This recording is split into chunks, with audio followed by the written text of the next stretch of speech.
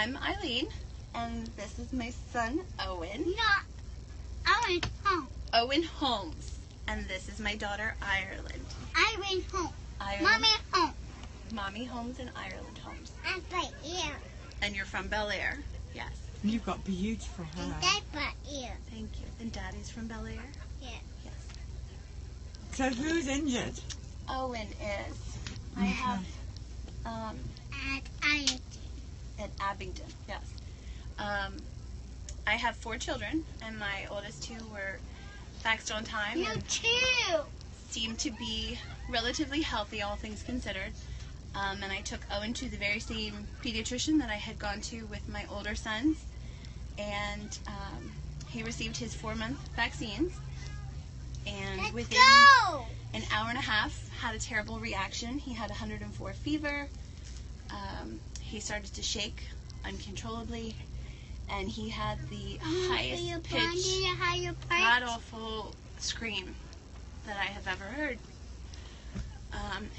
He started to just shake uncontrollably, and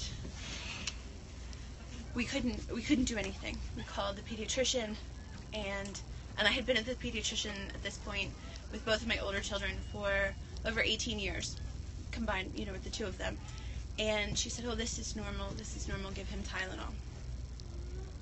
And so we spent the whole night, we drove him around in the car seat. We just thought eventually he'd fall asleep, and he didn't. And we would rock, and we would sit in the glider, and we would swing, and we would go for walks, and we spent that whole night going through that process.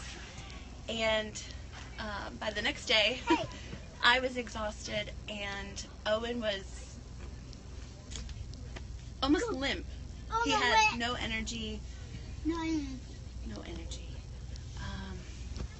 Just was very tired, and I just feel like from that point forward something was different. And then since then, Owen's had some behavior issues, and just like you explained with your son, was the head banging on everything, to the point where he would have big knots on his head. He'd have a concussion. Get up. We just didn't know what to do. I want to get there. So about a year and a half went by, and I just noticed just didn't feel right. And so I took him to be evaluated, and he has since been diagnosed with delayed milestones, sensory processing disorder, mixed receptive and expressive language disorder, developmental delays, encephalitis, and disruptive behavior disorder, and has been in therapy, behavior therapy, ever since. So we've tried everything we can. How old is he now? He will be 4 next Tuesday. And back. 4. And baby gonna be back. And baby's gonna be 3. I think we're gonna be back too. He's really talking now. I mean, He's all of a sudden, I would say within the last 6 weeks, the language has really picked up. And he does go to school 3 days a week, for about 3 hours every day. And so I think that's helped. Mommy. Um, Mom, I want you to but when I talked to our... Okay.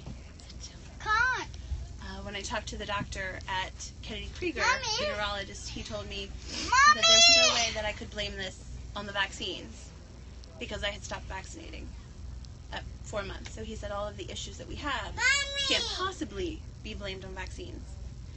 And so needless to say, we haven't been to see that neurologist since. quite right. And he is a well-known doctor in the area. He is, Is he still hurting people? well, I don't know if he administers the vaccines, but he wasn't. Well, he authorises them. I mean, he's in that hospital, and he works with kids with autism every day. That's his specialty. That's the function of that program. They're asking if she's vaccinated. She is, absolutely, 100%.